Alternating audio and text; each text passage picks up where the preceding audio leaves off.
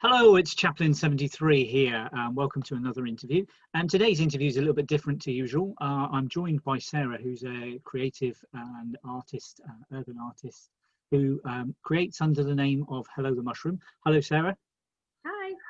And Sarah is actually part of the inaugural Instagram International Street Paste Up Biennale in Broken Hill, Australia.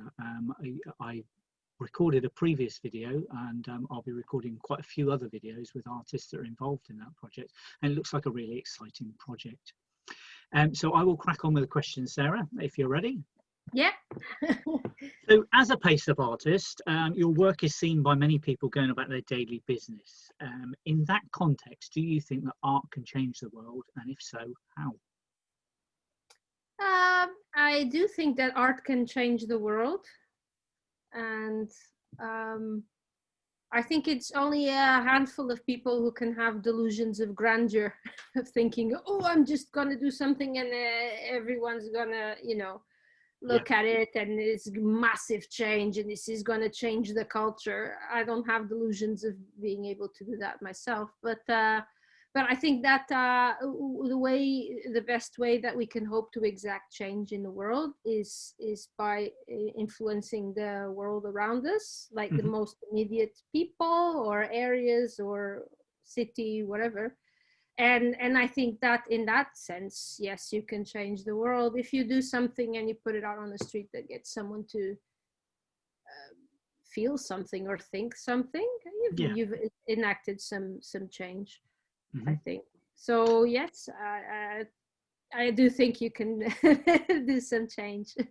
I love that. I love that about urban art, is the fact that it's there in people's environment, and they may walk past it in the street and they may not notice it the first 10 times they walk past it, but then they might, just one day just look at it and it may spark a thought, which. Yeah. And I think it's interesting. I was talking to a friend of mine who I've met through Instagram because he goes, photographing street art and everything. And I remember he told me something interesting, something like that he for a long time never noticed anything, but after noticing the first one, then it's like the whole world changes and you start noticing certain things. You don't blank it out anymore because, when you're in the city, especially in a busy city like London, where there's so many things just coming at you, advertising, neons, this and that and the other, sometimes you have to blank it out a bit so you don't get overwhelmed with imagery, but I thought that was an interesting thing about how perspective can change once you notice certain things and Definitely. you see the city with different eyes, I guess. Yeah.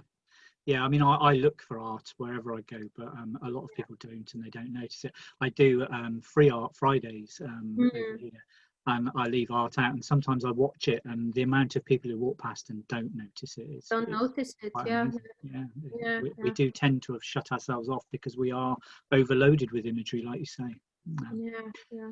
Yeah, we can all do our own little bit to change the world. Yes.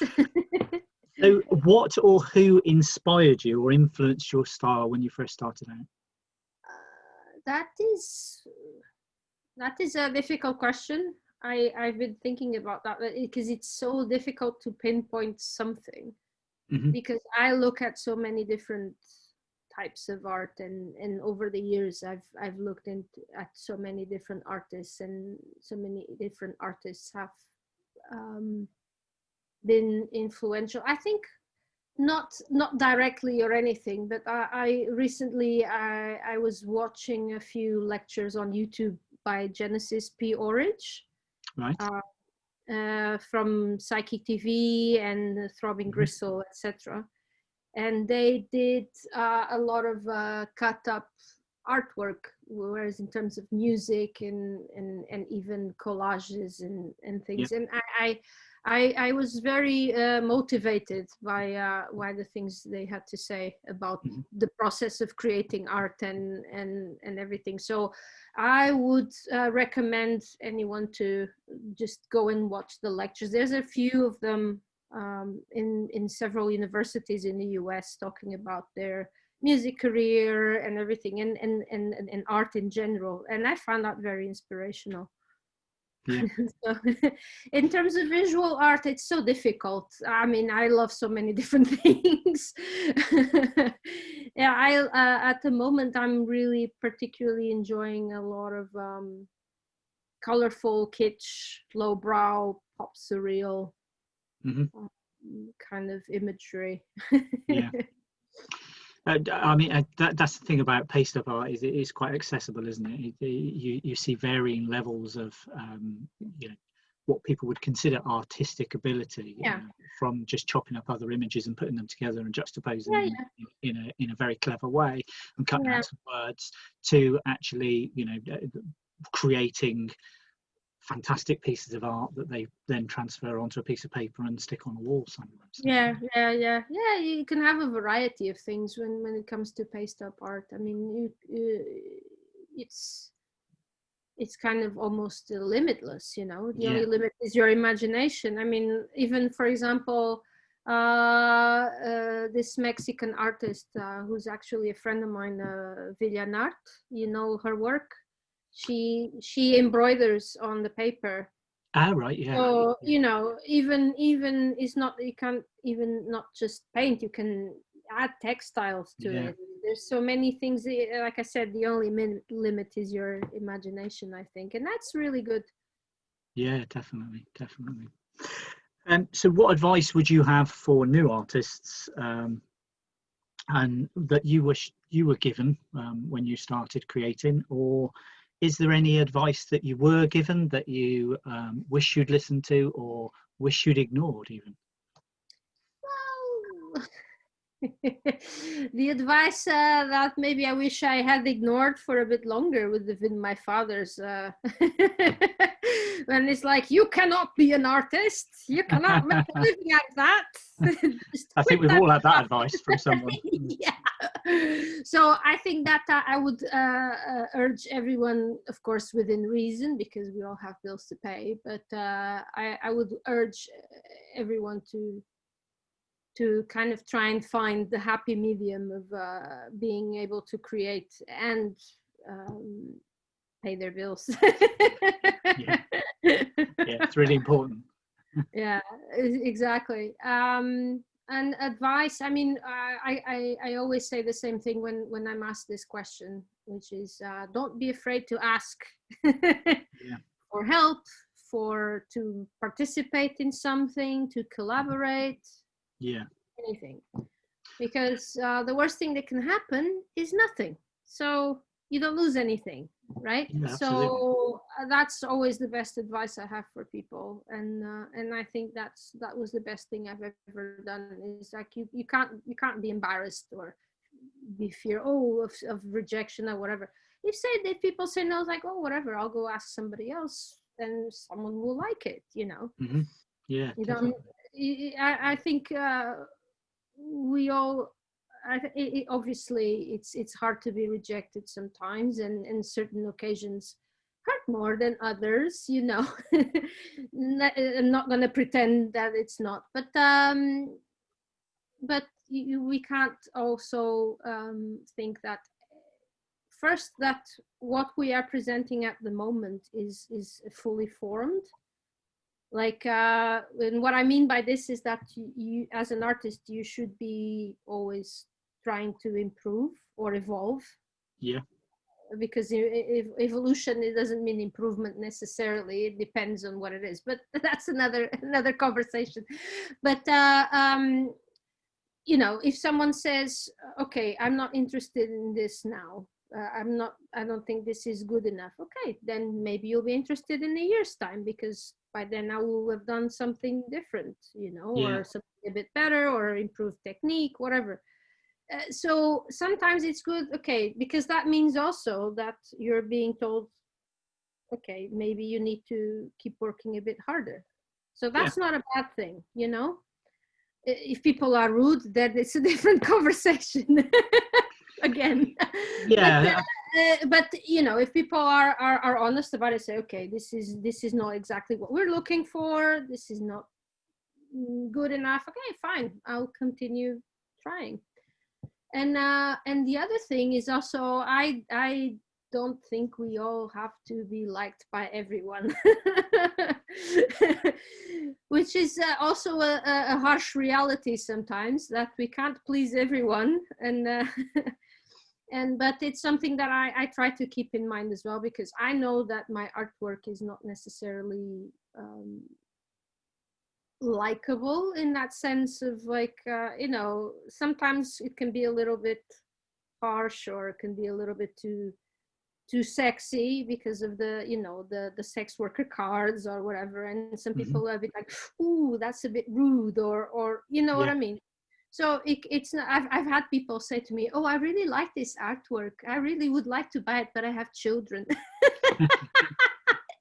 you know and it's like, okay, fine, if that's the way you want to do things, fine by me, what can I do, right? But my point is, in this a long-winded way, is that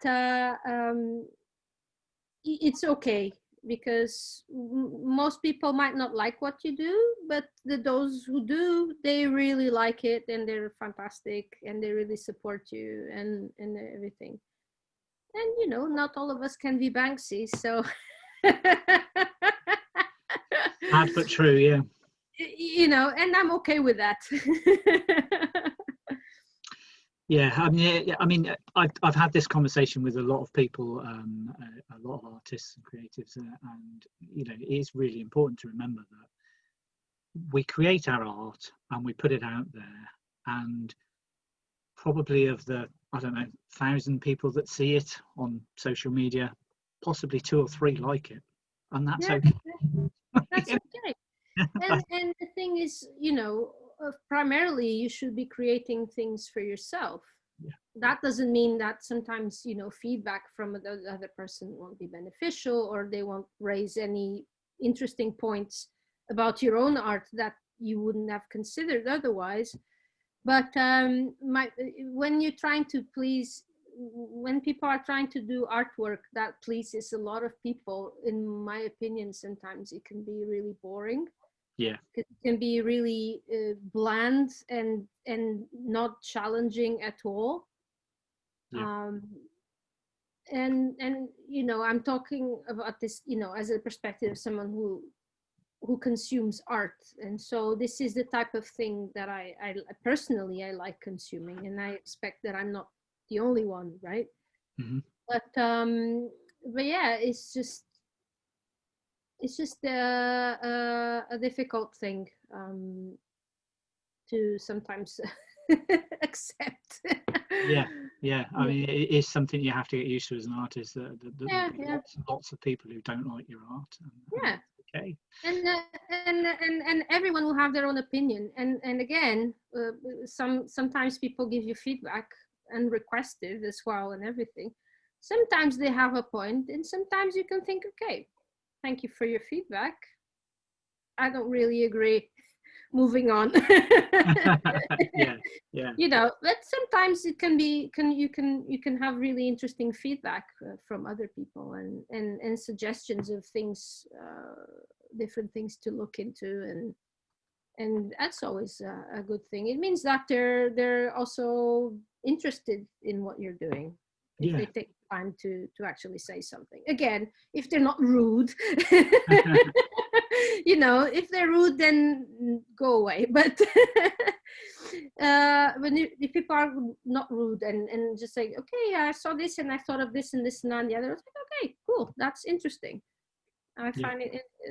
I think that it's interesting to hear what other people have in mind, and what they see in the artwork, because I don't expect people to read my mind, you know, and what was in my head when I think a piece of art is more interesting if it can relate to a lot of different people and a lot of different ideas that I didn't even think of, Yeah. It's like I'm putting it out and the person then sees it and takes its own meaning and makes it theirs in that sense. You know what I mean? Mm-hmm. So it's not mine anymore. It's theirs to understand what they want when they look at it, Yeah. So Brilliant. Thank you. And what's in store for the future from Hello the Mushroom? And do you have any planned future projects that you could share with us today? Well, I've, as you mentioned in the beginning of the video, I'm in Norway. I haven't been here for too long. I've been here for a few months only. So everything is still a bit fresh, but no complaints because I'm in a group show at the moment in Oslo. It opened on Friday, so can't complain. Already doing something in the local art scene. But with the COVID situation, it makes things a little bit more complicated. But I've been talking to someone here as well about the possibility of organizing a paste up kind of event. Because there isn't a lot of paste up art in Oslo. There is a lot of street art, but it's usually street art that has been commissioned. Yeah. So there's the two things. It's like you on the other one side you have the commissioned street art, the beautiful murals with the pretty ladies or the this and that and the other, and then on the other end you have graffiti artists who go and paint the wall of the fame here and there and do things in certain places, and then you don't have anything else in the middle. You have some stickers here and there, but there's no paste up art per se, and there's a zero tolerance from the local government, so anything you put up gets taken down very quickly. So I haven't been putting in much up recently. I put something up in Oslo with the permission of the building owners, because I've the cats that I've been painting recently, I do them by hand. I don't want to spend hours painting one cat for then to someone to just go and rip it down the next day. Yeah. It's a bit discouraging, but I understand that paste up art is not supposed to be forever, but at least a week so people can see it, please. Come on. It'd be nice. It would be nice. Now, and it's a bit complicated. So we've been talking about doing something here next year. I mean, let's see how things evolve in terms of the pandemic. But it would be nice to start showing a bit more of the paste up culture in the city, and then making people a bit more aware of what it is, and that this is not bill posting, because there's a lot of there used to be a lot more of bill posting in Oslo, and that they've been cracking down on that apparently as well. So I think it would be nice to have a place like in the same way that there's the Hall of Fames or like the Leek Street tunnel where people can just go and paint legally and everything. It'd be nice to have a wall where paste up artists could just go and put their stuff up. I don't know, and I know that for some people this might seem like a heresy for some people, because some people appreciate the illegality of the situation. It's like, oh, I just want to do it if it's illegal. Well, I don't really care. I just want to do it in a way that people see it, if it's legal or illegal. If it's illegal and it gets taken down very quickly, then it doesn't serve my purposes, which is for people to see it. So I don't care. I just want a place where I can go and put it up. I think that's fair enough. And also, I'm a middle-aged person. I don't have the energy to run around running from the police. You and me both. You and me both. Yeah. You know what I mean? So it's like, okay.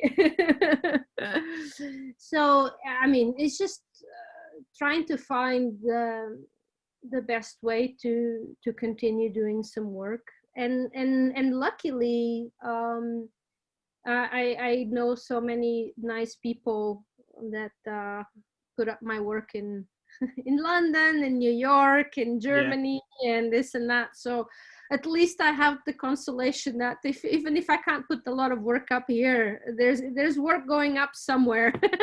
yeah, yeah. You know what I mean?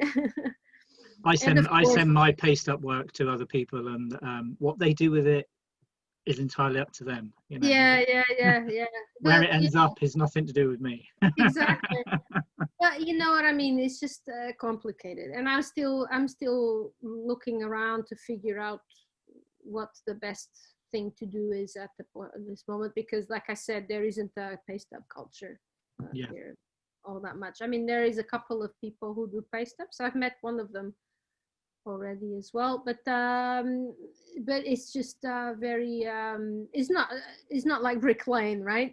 yeah, They have a certain number of streets and everything that you just go, and there's loads of stuff everywhere, and you always can always find a little hole in the middle to put your own stuff in.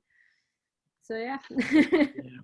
So folks, you heard it first here. When Norway gets a paste up culture, this is where it started. Yeah. Well, I hope so. Thank you so much for joining me today. You're welcome. I know you've got a busy schedule and you've got lots on at the moment. Oh, there's And someone here who wants to say hello. Oh, she's gone now. She jumped on the table. The cat. right. Cats have a habit of walking across when I'm on Zoom calls. So Yeah. I think she knows something is happening here as well, because she rarely does this.